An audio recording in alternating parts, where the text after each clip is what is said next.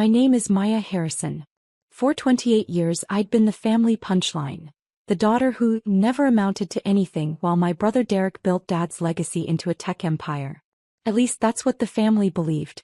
If you've ever been dismissed by your own family, hit that like button and subscribe right now. You're not going to want to miss what happened next. Growing up, I learned early that love in the Harrison family came with conditions. Derek was 4 years older, charismatic, and blessed with Dad's natural business instincts. Or so everyone said. I was the quiet one, the bookish daughter who preferred coding in her room to networking at Dad's country club. Maya's just not built for business, Dad would say at dinner parties, martini in hand. Some people are thinkers, some are doers. Derek's a doer. Mom would pat my hand sympathetically. You're wonderful at your little computer things, sweetheart. Everyone has different talents. My little computer things. At 16 I'd already taught myself Python, JavaScript, and SQL. By 18 I was freelancing for tech startups, building their backend systems. But when I tried to show Dad my work, he'd glance at the screen and say, "That's nice, honey. Derek just closed a $2 million deal." The comparison was constant, corrosive, calcifying. When I was 22, fresh out of college with a computer science degree, Dad officially brought Derek into Harrison Technologies. The company manufactured industrial IoT sensors, the invisible tech that powered smart factories and supply chains. Dad had founded it 30 years ago, built it from nothing. This will be Derek's one day, Dad announced at the celebration dinner. The family legacy. What about Maya? My grandmother asked quietly. She was the only one who ever questioned the golden child narrative. Maya's not interested in the business. Dad didn't even look at me. She wants to do her own thing. That wasn't true. I'd asked to join the company twice.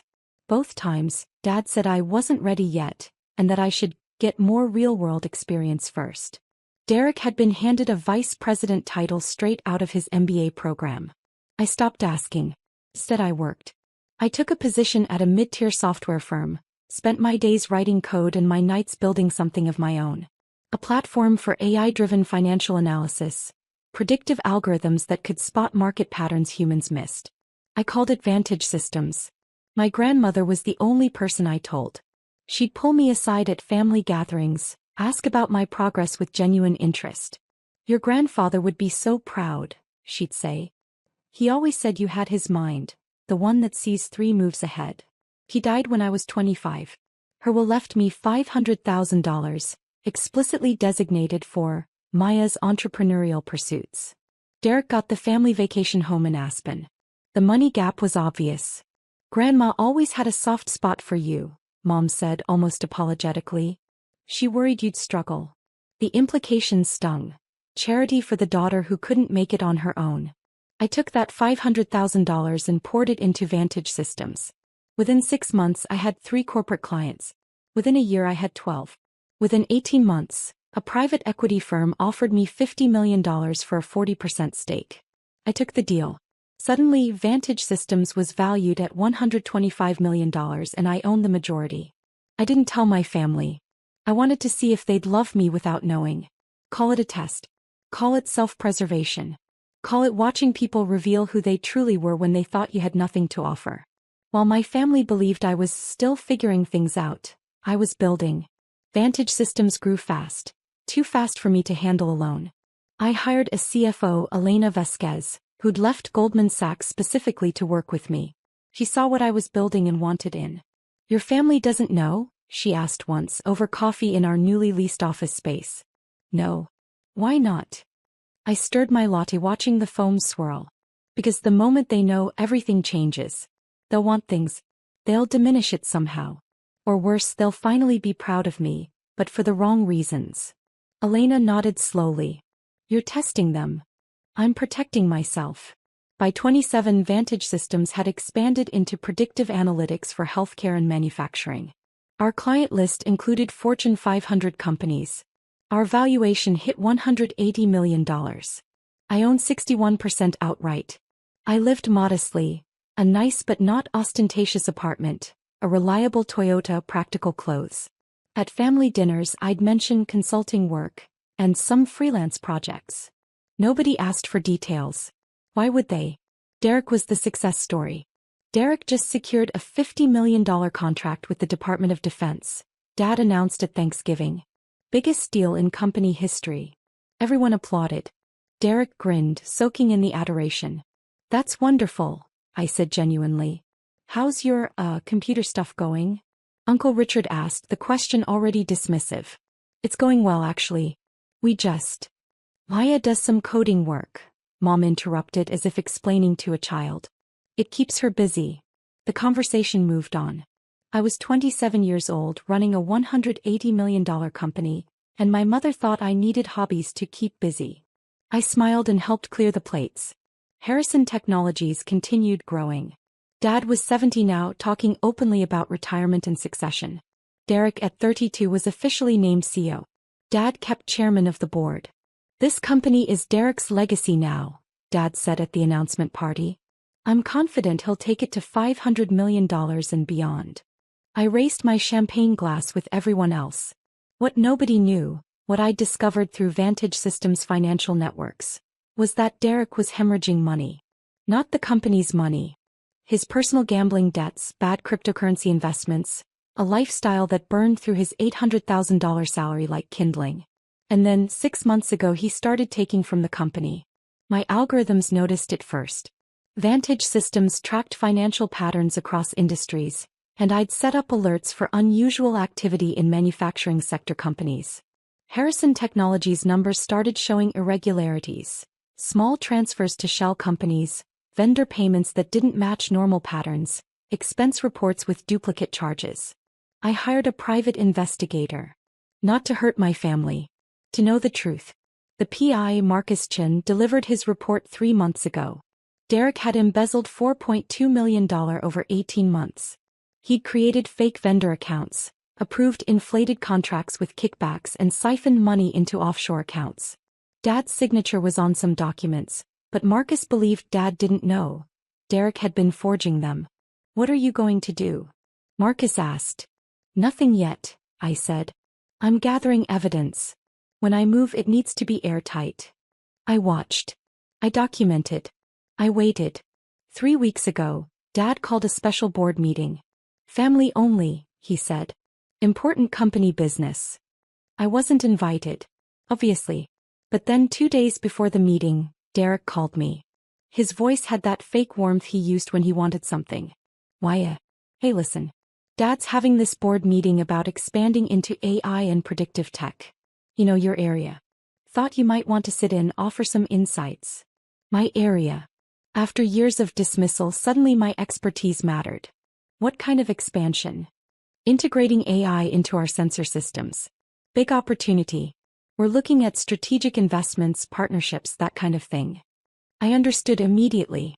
They wanted to pick my brain for free, get strategy consulting without paying for it. Or worse, they wanted to feel magnanimous. Look, we're including Maya. I could come, I said carefully. Actually, I've been following Harrison Tech's trajectory. I'd be interested in investing. Silence on the line. Then, investing. I've saved some money. Maybe $10,000 or so. If the company's expanding into my field, I'd like to be part of it. More silence. Then Derek laughed. Not kindly. $10,000? Maya, we're talking about $50 million in capital investments. But sure, come to the meeting. Your insights might be useful. The condescension dripped through the phone. Drop a comment and let me know where you're watching from tonight. The Harrison Technologies boardroom was all glass and steel, overlooking downtown Seattle. Floor-to-ceiling windows, original art on the walls, that specific smell of money and mahogany. I arrived early, wearing a simple navy dress and carrying my leather portfolio. The one that held documents they didn't know existed. Dad, Derek, Mom, Uncle Richard, company treasurer, and Aunt Caroline on the board, were already there. Plus Harrison Tech's corporate attorney, James Sterling, who looked uncomfortable. Paya. Mom kissed my cheek. I'm so glad Derek invited you. It's wonderful to have the whole family involved. I smiled and took a seat at the far end of the table. Derek stood at the head, a presentation already loaded on the screen. All right, let's get started. As you all know, we're positioned to dominate the AI-integrated sensor market. I've identified 3 strategic moves. He clicked through slides. partnerships with AI firms, acquisitions of smaller tech companies, an IPO timeline for next year that would value Harrison Technologies at $500 million. It was actually a solid strategy. Derek wasn't stupid, just corrupt and arrogant. Now the capital requirement, Derek continued. We need $50 million. I've secured $40 million from venture capital. We need $10 million more for optimal positioning. Dad nodded approvingly. The family should contribute. Show confidence in our own company. Exactly, Derek said. I'm putting in $2 million. Dad, Uncle Richard, we'd like you each to invest $3 million. Aunt Caroline, $1 million. Numbers that made my $10,000 offer laughable. That was the point. Actually, I said quietly, I'd like to increase my investment offer. Everyone turned to look at me. Derek's smile was patronizing. Maya, that's sweet, but we're talking serious capital here. This isn't. $15 million, I said. I can have it wired by Friday. The room went silent. Dad actually laughed. Maya, honey, where would you get $15 million? My business has done well. You're consulting? Mom looked confused. Sweetheart, that's impossible. You'd have to. Keep your pathetic savings, Derek cut in, voice sharp now. The facade dropped. This is a $200 million company, not a lemonade stand. We don't need desperation money from someone pretending to play entrepreneur. The words hit exactly as intended. Dad didn't defend me. Uncle Richard looked away. Mom's sympathetic smile said, Derek's right, honey, don't embarrass yourself. I opened my portfolio quietly. Inside were documents. So many documents. I'm not pretending, I said softly. Why, James Sterling, the attorney, spoke up. His voice was gentle but firm. Perhaps we should discuss your financial situation privately. This board meeting isn't. A knock at the conference room door. Everyone turned. Derek's assistant opened it, looking pale. Mr. Harrison? There are people here from the SEC and the FBI. They say it's urgent. 3 people entered. A woman in her 50s wearing a gray suit, an FBI badge on her hip. 2 men in darker suits, SEC credentials already out. Sorry to interrupt, the woman said. Not sorry at all. I'm Special Agent Victoria Reeves, FBI Financial Crimes Division.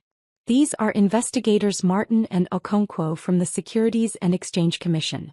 We're executing a warrant related to Harrison Technologies' financial activities. Dad stood up, face reddening. What is this about? We've done nothing. Sir, please remain seated. Agent Reeves' voice was pure authority. We're here regarding a fraud complaint filed by your majority shareholder. It alleges systematic embezzlement, securities fraud, and wire fraud totaling $4.2 million. Derek's face went white. Majority shareholder? Dad owns 60% of the company. No, Investigator Martin said, opening his briefcase. According to our records, your father owns 23%. You own 15%. The majority stake, 61%, belongs to Vantage Systems LLC. I watched Derek's brain try to process this. Phil. Restart. Vantage Systems? Dad's voice cracked. What the hell is Vantage Systems? Agent Reeves looked at me. Ms. Harrison, you filed the complaint. Do you want to explain, or should we? Every eye in the room turned to me. I slid the first document across the table. A stock certificate. Harrison Technologies. 61% ownership.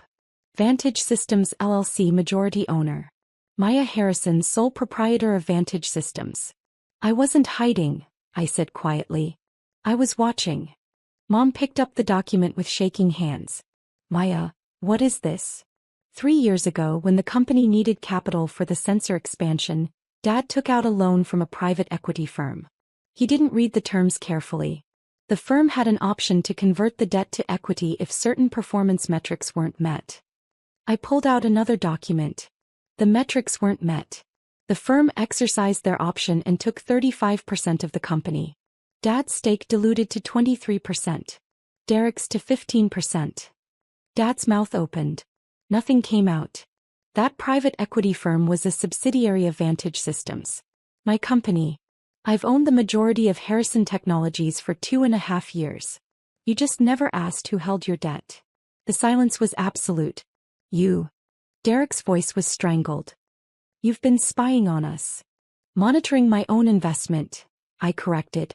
Which is how I discovered that you've been stealing from a company I own. I slid the PI report across the table. 200 pages. Wire transfers.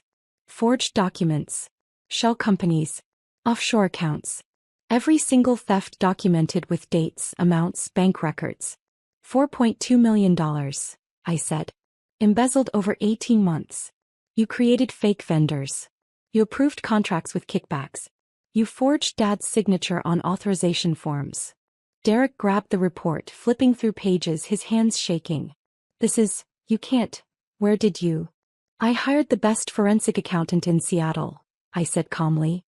And the best private investigator. And the best corporate attorney. Because when you own 61% of a company, you protect your investment. Hit that subscribe button if you've ever had to set boundaries with toxic family, because what happened next changed everything. Aunt Caroline found her voice first. Maya owns the company? Since when?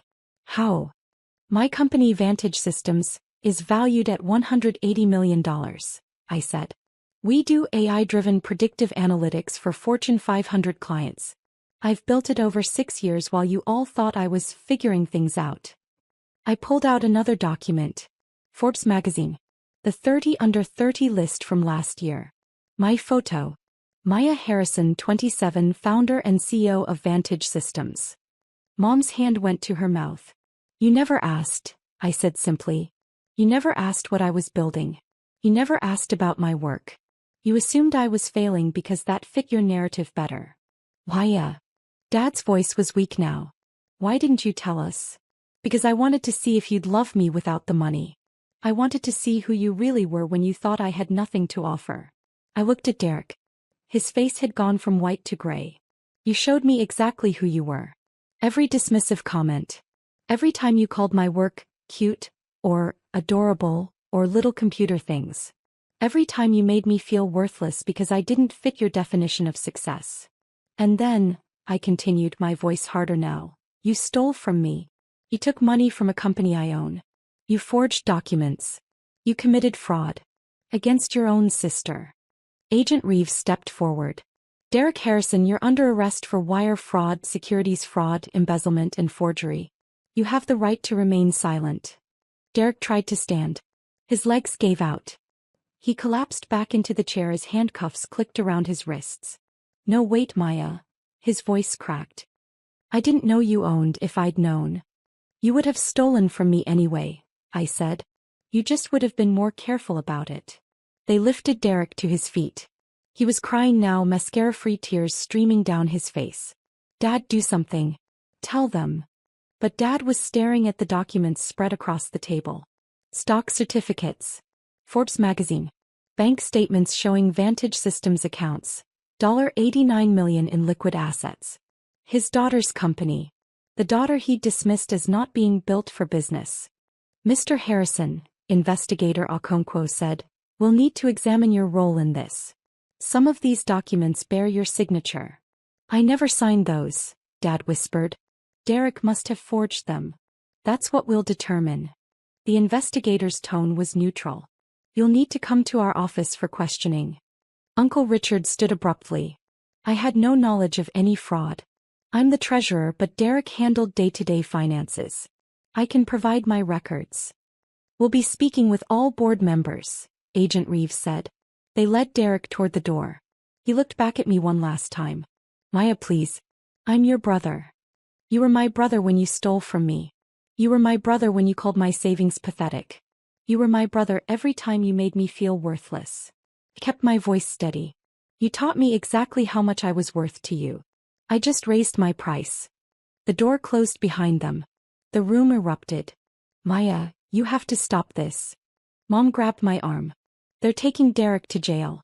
This will destroy him. He destroyed himself. I pulled my arm back gently. I'm not sending him to prison. His crimes are. But he's family.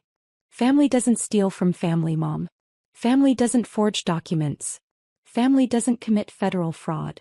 James Sterling cleared his throat. Ms. Harrison, as majority shareholder, You now have decision-making authority over the company's future. What are your intentions? I looked around the table. At my father, who looked 10 years older than he had an hour ago. At my mother, mascara streaking her perfectly applied makeup. At Uncle Richard and Aunt Caroline, both calculating their own exposure. First, full cooperation with federal investigators. Complete transparency. We're opening every book, every account, every document. Harrison Technologies will be the model of compliance. James nodded, taking notes. Second, Dad steps down as chairman. Uncle Richard as well. We're appointing an independent board with no family members except me. Aya, you can't, Dad started. I can. And I am. You allowed this to happen on your watch. Maybe you didn't know what Derek was doing, but you should have. You were so busy celebrating your golden child that you never looked at the actual numbers. Third, the company name changes. I'm not destroying Harrison Technologies. The employees, the clients, they've done nothing wrong. But we're rebranding. New name, new leadership, new direction. And fourth, I stood up, gathering my documents. I'm moving Vantage Systems headquarters to Seattle. We'll be integrating the companies. The technology Derek wanted? It's already mine. The AI platform he wanted to partner with? I built it. I looked at my father. Really looked at him. You said I wasn't built for business, Dad. You said I was a thinker, not a doer. Turns out I'm both. I just didn't need your permission to prove it. His face crumpled. Maya, I'm sorry. I'm so sorry. I never meant. Yes, you did. My voice was soft but firm.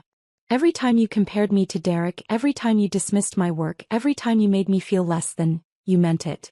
You believed it. But if you'd told me, if I'd told you, you would have found a way to diminish it. Or you would have suddenly been proud of me, but only because I fit your definition of success. I didn't want conditional love. I wanted you to see me. Just me. Without the money, without the company, without any of it. Tears were streaming down his face now. I did see you. I do see you. No, Dad. You saw what you expected to see. And I let you because I needed to know who I was without your validation. I picked up my portfolio. I know now. I'm someone who built a $180 million company from a grandmother's inheritance and my own talent. I'm someone who protected her assets and exposed fraud. I'm someone who doesn't need you to tell me I'm worthy anymore. I walked to the door, then paused. Derek's attorney will probably contact me about a plea deal. I'll consider it. But understand, I'm not doing this to destroy my brother. I'm doing this because crimes have consequences. Because family doesn't shield you from responsibility. Because I'm done being the punchline of a joke I never found funny. Mom's voice was small. What about us? What about Thanksgiving, Christmas? Are you just gone? I looked at her for a long moment. You can have my number. If you want to know me, actually know me, not who you need me to be. My door's open. But Mom, I'm not the one who left this family. I'm the one who finally stopped begging for a seat at a table that never had room for me. I left them there in the boardroom with its glass walls and expensive art, surrounded by the documents that proved I'd been worthy all along. The fallout was spectacular and swift. Derek pleaded guilty to wire fraud and embezzlement. His attorney negotiated a deal. 7 years in federal prison, restitution of $4.2 million plus penalties, permanent ban from serving as an officer or director of any public company. He'd been sentenced 4 months ago. Dad avoided criminal charges. Investigators confirmed Derek had forged his signatures. But the humiliation broke something in him. He retired completely, sold his house, moved to a small condo in Arizona. We talk once a month. Carefully. Awkwardly. Like strangers learning each other's language. Mom tried to maintain normalcy for the first few months, hosting family dinners that I didn't attend. Eventually she stopped trying. We meet for lunch once every few months. She asks about my work now, takes notes on her phone, tries to understand. It's progress. Slow, painful progress. Uncle Richard resigned from the company and moved to Florida. Aunt Caroline sends Christmas cards. Harrison Technologies rebranded as Vantage Industrial Systems. We integrated my AI platform with the sensor technology, and the company's now valued at $420 million. We're on track for a $900 million IPO next year. I'm the CEO. I hired Elena Vasquez as CEO. The employees, the ones who had nothing to do with Derek's fraud, thrived. Morale went up. Innovation accelerated. Turns out when you remove toxic leadership, good people flourish. I moved into a nicer apartment. Bought a Tesla. Started dating a software engineer who knew me for 2 months before learning about my company. We're taking it slow. I'm learning that not everyone sees success as something to exploit. Last week I had dinner with James Sterling, the company attorney. He'd become a friend through all this. One of the few people who understood what it cost to burn down your family's illusions. Any regrets? He asked. I thought about it. Really thought about it. No, I said finally. I regret that it had to happen this way. I regret that my family chose to see me as less than. I regret that Derek made choices that destroyed his life. But do I regret exposing the fraud? Protecting my company? Setting boundaries? No. You could have handled it quietly. Avoided the arrests, the publicity. And taught Derek that family loyalty means tolerating crimes? That I'd sacrifice justice for comfort? That would have destroyed me. James nodded. You know, your grandmother would be proud. That made me smile. Grandma who left me the inheritance that started everything. Grandma who saw 3 moves ahead. She knew, I said suddenly. She knew they'd never see me clearly. That's why she left me the money specifically for entrepreneurial pursuits. She was giving me an escape route. She was giving you the tools to build your own empire, James corrected. What you did with them, that was all you. If you've ever had to walk away to save yourself, tell me your story in the comments. What would you have done? Does any of this feel familiar? I still go to some family events. Carefully. With boundaries. My cousin's wedding last month. I went, stayed 2 hours, left before the drama started. I'm building new relationships with extended family who weren't part of the toxicity. Some bridges can be rebuilt. Others should stay burned. Derek writes me from prison sometimes. Letters full of apologies, explanations, justifications. I read them. I don't respond. Maybe someday. Maybe when he understands that sorry isn't magic, can't undo choices, can't erase consequences. My office overlooks Seattle's waterfront. Floor-to-ceiling windows, original art on the walls. The view that was supposed to be Derek's. The legacy that was supposed to be his. But here's what I learned. Legacies aren't inherited. They're built. By people who refuse to accept other people's limitations. By people who work quietly while others celebrate loudly. By people who understand that sometimes the greatest power move is walking away from a table that doesn't deserve you and building your own. I'm Maya Harrison. I own an $180 million AI company. I'm taking another company public for $900 million next year. I was dismissed, underestimated, and treated like the family failure. I just raised my price. And you know what? I'm worth every penny.